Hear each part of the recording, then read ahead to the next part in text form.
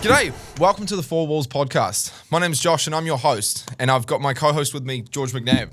How you doing, George? Good, mate. Good. Excited? Good? I'm excited too, man. This is something we've been talking about for a while, and I'm very excited to be bringing none other than the Dave McCartney. How are you doing, Dave? Oh, the feeling in this era is palpable. Is that a word? Yeah. Don't just make that up. It's palpable. I'm happy we can use it. We can use it, eh? Yeah. No, I'm feeling it, man. I'm charged. It's great to be with you guys today. Yeah. Yeah. What's around the corner? I don't know. No, and that's the best part is that we are diving into the deep end and we're just going to dip our toes and see how it goes. But obviously, the main reason why we wanted to bring you on is that you have a very unique position in the market where you're bringing something different. And that's something that I really personally, from a marketing background, I really love. Like it's point of difference and target audience are two of the things that I talk about endlessly. So Yeah. I would love to hear the story of how you got into real estate. Would you mind sharing that with us? Yeah. Yeah, absolutely. I can share that. It's interesting what you say about like having a point of difference or being unique in the marketplace, because I did know that straight off the bat that you had to have that. It's not like I think it was my father-in-law that might have said to me, you can't be everyone's cup of tea. And if you try to be everyone's cup of tea, it's a real weak cup of tea. And then no one really likes that cup anyway. They might accept or tolerate that cup, but they don't really like it if you try to be something for everyone.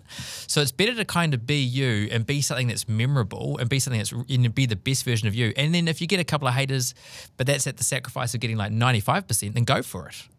Go for it. Try and get. And so that's the kind of approach I took. And so no matter how good you get, especially in New Zealand, you will get the tall poppy syndrome. You will get a few haters. That's going to come. Expect it to come. If it doesn't come, you're probably doing something wrong. And then just, do what you love. So for me getting into real estate, I think, everyone, like, there's a few people that said, that will say, I always knew I was going to get into real estate. But I'm all about, I just love property so much. I never had that. I was never like, I'm going to get into real estate. If anything, I was going to be a famous movie star. So I'm still waiting for that to happen. I'm hoping you guys are going to make me into that. That's why I've teamed up with Blade Scenes, is to hopefully, I've got my second crack at becoming a famous movie star. But it was a conversation I had with my father-in-law. So, my wife's father, Murray Biddick, he owned the LJ Hooker for about 25 odd years in Main Street of Howick, Picton Street. And I think he planted a few seeds and then he kind of slowly got me into it. That's really cool. I love that you touched on the whole thing of you never had that dream of selling houses and stuff, because I've heard that so really, many times. That line, you asked them, and I think it's part of their pitch too, because they're hoping that vendors are going to hear that or something. I've always wanted to sell houses my entire life. No. I don't think anyone ever did really want to do that from the get-go, right? Yeah. Maybe the next generation will, because they kind of grew up on selling Sunset.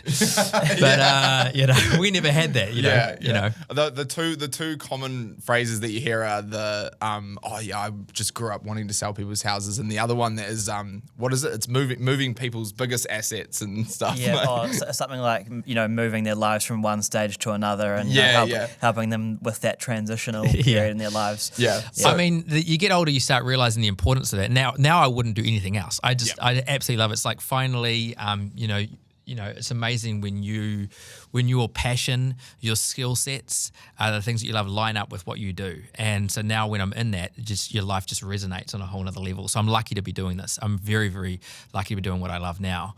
But yeah, I mean, it was very different from what I came from. Yep. And when I remember it vividly, because I was juggling so many things before I got into real estate. I had a stand-up comedy career. I was working as a journalist. I ran a kids entertainment company, and I had a number of different things that I was doing. And but it was not like I was very successful at all those things, but it wasn't. I was also growing a young family. Just had a family, and they're getting older, and it wasn't paying the bills like I'd like it to. And my father-in-law sat me down one time, and he's just got this way about him, it's almost like he was having the epiphany as he was talking to me. It was about 4:00 in the afternoon. We're at the holiday home in Pawanui. He just poured a wine, kind of getting nestled into his couch. And he looks at me, and Dominique was next to me and goes, you know what? I was like, yeah. He goes, you know what? Yeah, actually, that could work. And I was like, what could work? And he goes, well, just, I actually be a really good idea. I was like, what would be the good idea? He goes, I don't know. I'm just thinking. Far out. I don't know why I haven't thought of that before. Actually, yeah. And he's got all these noises and he's got these sounds, all these positive. I'm like, what is going on? And then he gets up off the couch, he pours himself another wine, he comes out and he's dreaming, looking out, and he goes, I actually think, far out. Yeah, this is going to work. And I'm like, what? As he's getting me really rolled up. And he just looks at me then and goes, you need to get into real estate. And I was just like, oh, what? No. We've had this conversation. But I remember talking about this about a year ago, and you said not to do it. He goes, no, that was a different market. Things have changed a little bit, but I've been giving it some thought, and I think that you need to do real estate. He goes, if you can do what you did in your other previous jobs, if you can do that in real estate, he goes, you'll set the market on fire. You'll go crazy. And that conversation started at 4 o'clock in the afternoon. We're still talking about it until 4 in the morning. Wow. And then I couldn't get it out of my head. Yeah. And then me and Dominique were talking about how we're going to do it together. And then it just snowballed. Bada boom, bada boom, bada boom, bada boom, bada boom. Couldn't get out of my head until eventually we're like, well, we've got to do this. We've got to do this. I love stories like that, eh? Like you just know that authentic raw moment. You'll never forget that. You start challenging it. You play devil's advocate and you come against it with because you go, I can't look at this with rose-colored glasses. Can I actually do this? Can I sustain it? Will I be a success? What does it take?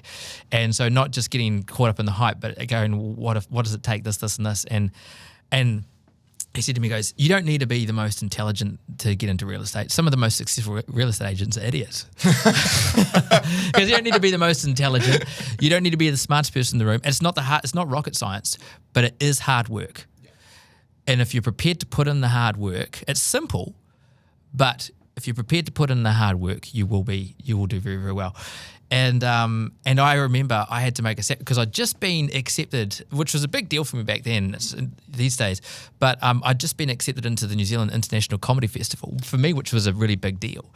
And I just had these other opportunities with what I was growing my business at the time. And I had to, he goes, but real estate isn't a part-time gig. And this is why I don't understand real estate agents that do it part-time. Hobbyists or people that are doing it in their retirement years just because they want a bit of a kick. Because if you do it and you want to do it well, you got to do it full time. You got to give everything to it.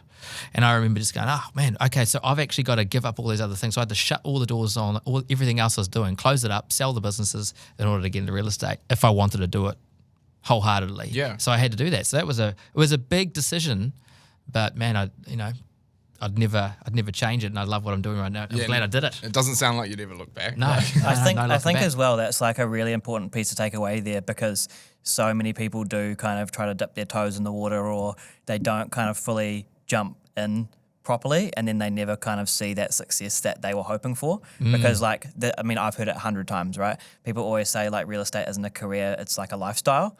And it's like it actually does become your life. Like you do work the weekends and late nights and it is a massive career move that you're right, you do have to jump into and give it your absolute all. So I didn't know that, but kudos to I guess having the balls to do it, right? Because a lot of people probably wouldn't do that. Yeah.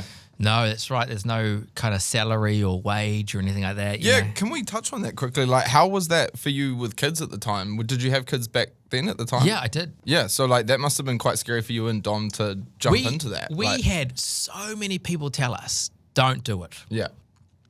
Even real estate agents. A lot of agents were saying... Well, of course they would. They're like, no, you wouldn't have did, Dave. Don't do it. But there wasn't many that were out. And when I got into it and I was doing it with Dominique, we started together.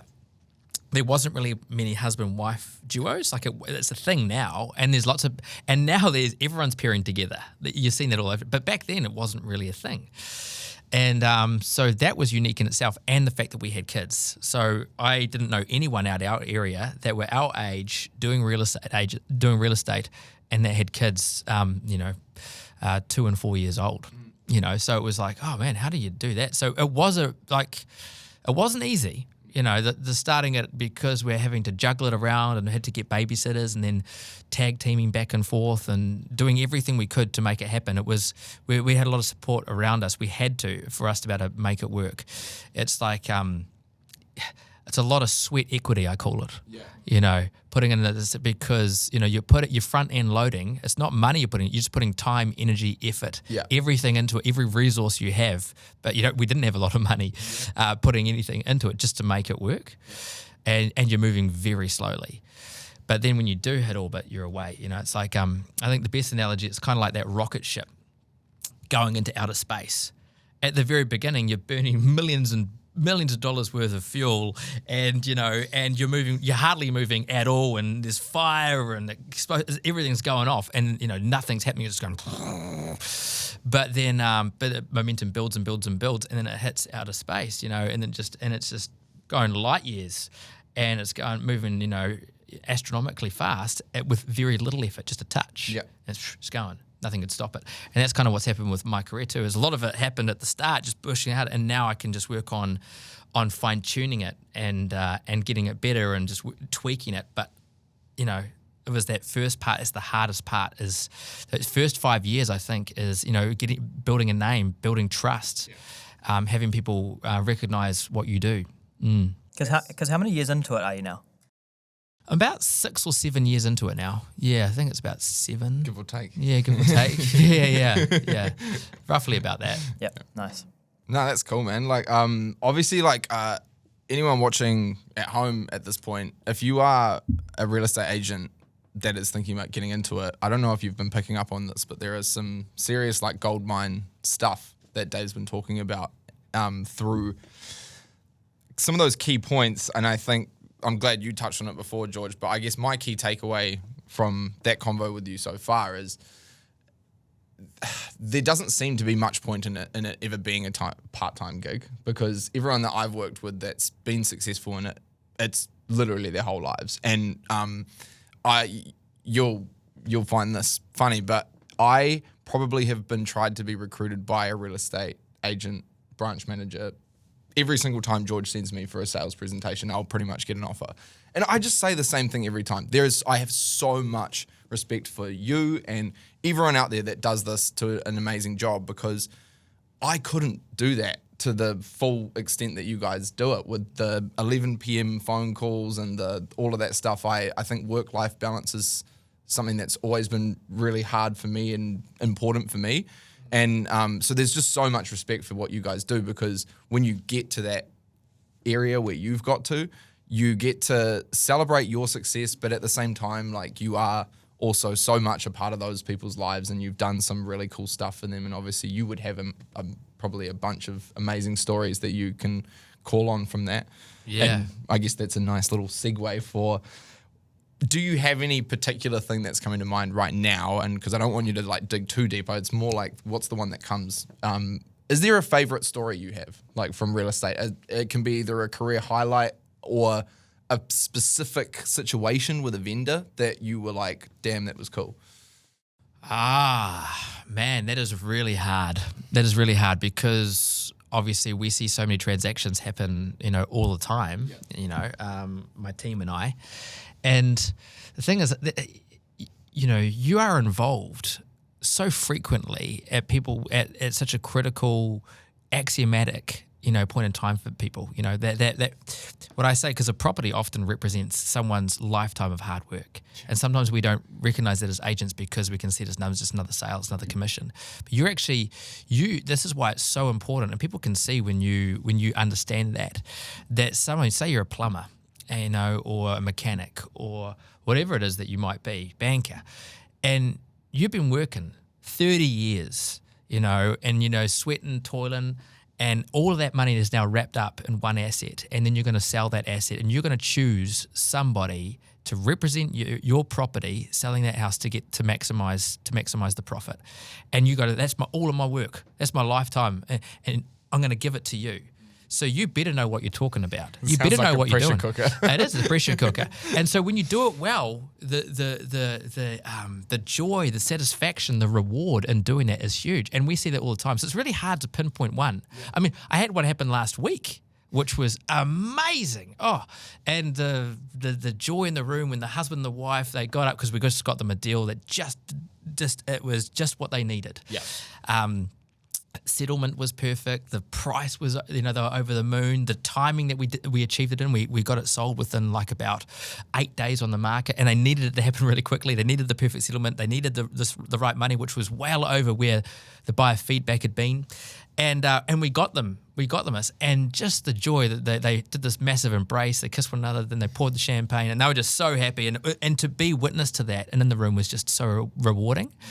I came back. I got the deal on the phone outside, and then I came back inside, and they were waiting to see what I was going to say. And I just kind of looked at them, and I didn't have a good look on my face. I played it up a little bit, looked really down. I was like, all right, Julie, you better pour a wine. She's like, really? You want a wine? Why do we want a wine? It's like, because I said, because I got the deal done. They're like,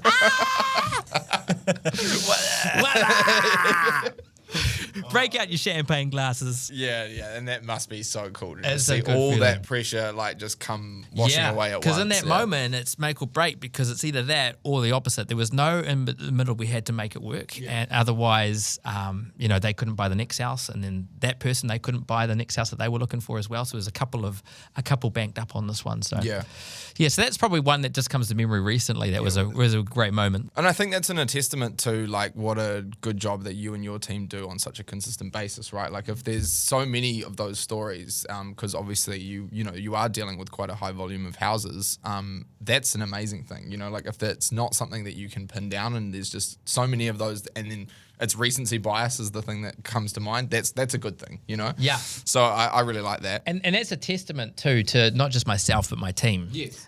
If I can plug that, no, I won't plug it. But I'm just saying my team is amazing.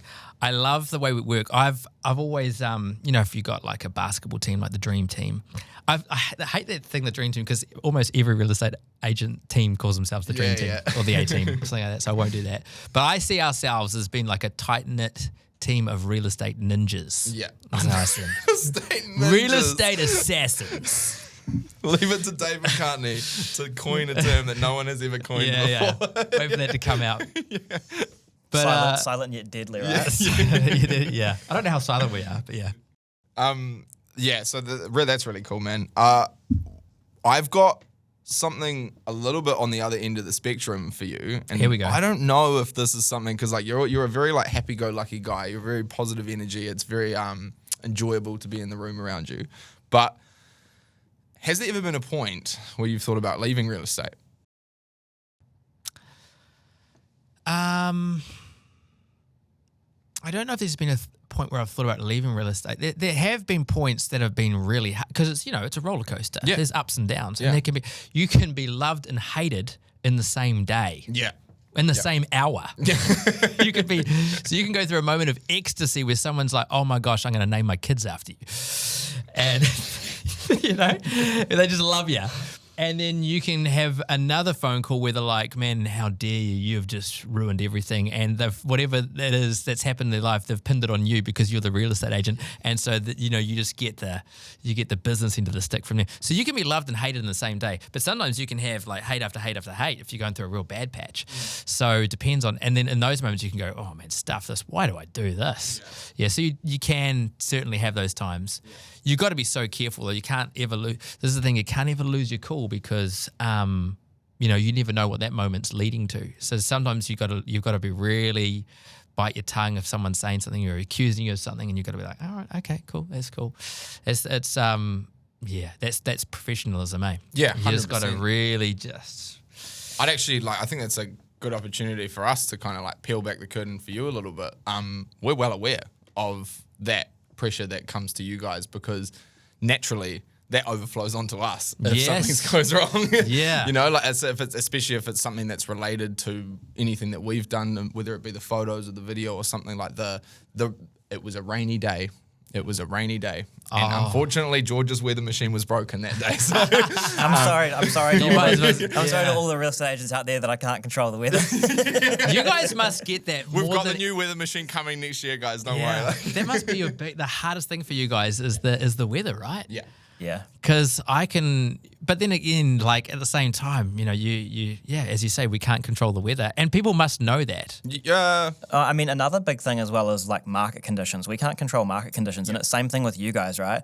It's like, I guess you guys are probably a little bit more able to do it than we are, but like in terms of taking on listings, when the market gets super busy, like we have hard capacity limits that we just can't go past. Yeah. And it's so hard to expand and contract as a business.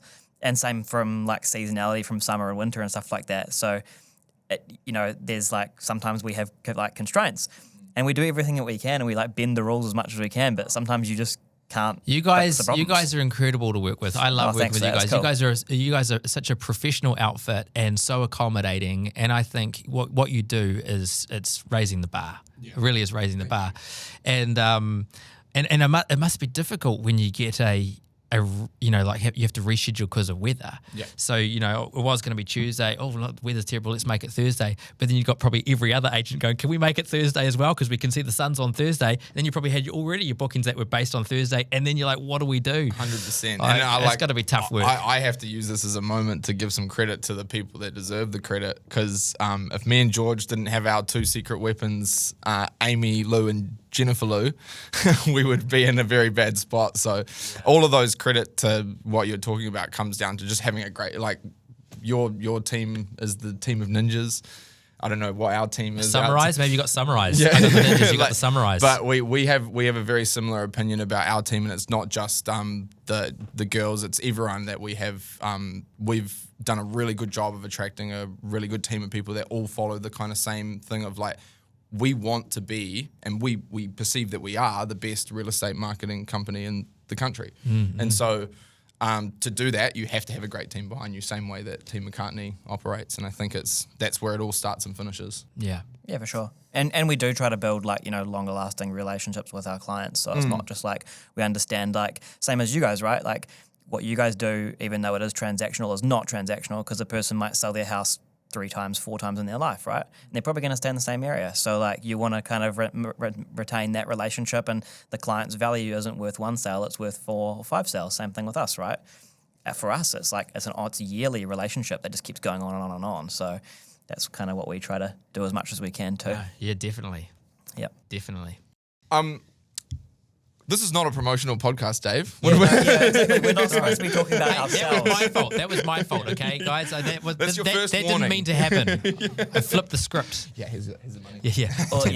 Although we will be putting that testimonial straight in our basket. Yeah, that's on the website by the time this podcast is uploaded.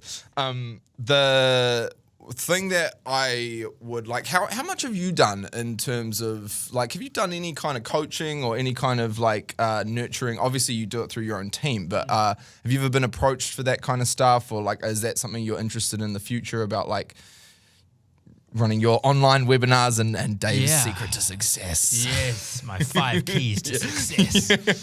Link in bio. Yeah, it's so funny.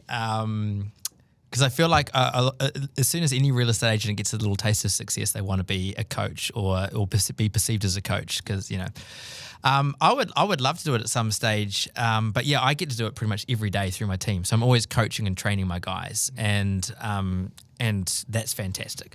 And the thing is, when you're doing that, it's very, very different to being like a traveling, itinerating coach. Because, it's one thing for me just to turn up to a room full of random people, spout out for half an hour about why you should do this, this, and this, and they go, oh, that's really awesome, take a bit of hype from it, take a few notes and walk away. But with what I do with my team is I've got to see them the next day, and then the next day, and then the next day. And we've actually got to see those things actually practically applied and work through. And sometimes you've got to not just do it through what you say, but through actually the way that you act. It's walk the walk as well as talk the talk. Yeah. But I would like to get into that kind of stuff probably on a larger scale, but just not yet, because I'm not ready to train my competitors just yet. We'll do that good strategy for that. Once I'm finished selling all of East Auckland, then I'll think about it. Yeah, then we'll talk. We'll talk. Yeah, cool. Well, I guess if you wouldn't mind sharing with us, although you're not ready to go out into that yet, is there one piece of advice you would give to, let's say, a brand new agent coming in? Yeah. They're fresh off the course, and that's their first day on the job. What is the first thing that Dave McCartney would tell that person? I would say, there's the old persistence beats resistance. I like that. I like the fact that if you just persist with someone, I think you will get a breakthrough.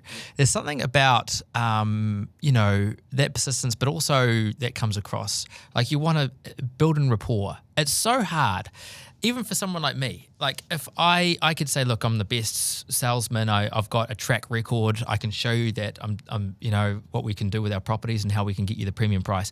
But if you had met with Dorothy, let's say the vendor's name is Dorothy, and you'd met her every single week, and you know her, and she knows you, and you guys, and you'd kept her up to date with what's happening in the area. You'd given her market reports. You always keep her up to date with local sales in the area. You let her know what's happening with you become her link to the world of real estate. You become her trusted advisor. You might be new to the industry, but she trusts you. Now she's like, man, Josh is my go-to guy. That there is very hard to beat. Doesn't matter who you are. You could be Gavin Rubenstein, and you will not beat that. So I think that is that for someone when they're first starting up, what do they have that established agents don't have as much of? They've got time. Use the time wisely. So I would be using my time and investing into building strategic rapport with people and become their trusted advisor, because if you do that, they will come to you every time and they will talk about you to every single, and that's what I did. That's how I did it. So you want to become that. You want to become that person. Become that person's link to that world, because when it comes time for them to sell, they're gonna become your whistleblower. Yeah. And it's not, as you say, as George was saying before, it's not transactional. Happens not once, not twice. And it might not be that Dorothy has 3 houses to sell, but she's got a friend that wants to sell, and she's got family that wants to sell. And when she tells them how you treated her, because you were so involved with her, then you're gonna become, you've got the foot in the door with all of them as well. So that's what I'd say. If I'm first starting off, it's all about building that rapport. Yeah, and I think that's a really key one, the time thing. Like I've definitely seen, because obviously with my role, I work with quite a range of agents, and the newer agents, that is definitely something I've seen them make mistakes on, is how they are spending their time. So that's a real interesting point that you've made there. Don't do what every other real estate agent is doing. Don't go just do flyers and door knocking and stuff like that. I would be finding out who a couple of my key people are and just really hammering them and making sure that they, when it comes time to sell, they're going to go with you. Yeah. That's great advice. And I guess like when you do that as well, one leads to another, because you meet more and more people at the listings, right? So well, that's right. Yeah, that's where the breakthrough really comes from. Yes, you can. The moment you got a listing, then you just leverage those listings, and then there's a whole new best practice that you'd implement. Yeah. But up until that first listing, it would be that. But how you leverage listings is everything. Yeah. Dave, there's one, I guess, like final topic for you, because we don't want to go too long, but one thing that I was really keen to like spring on you, like oh, here we go.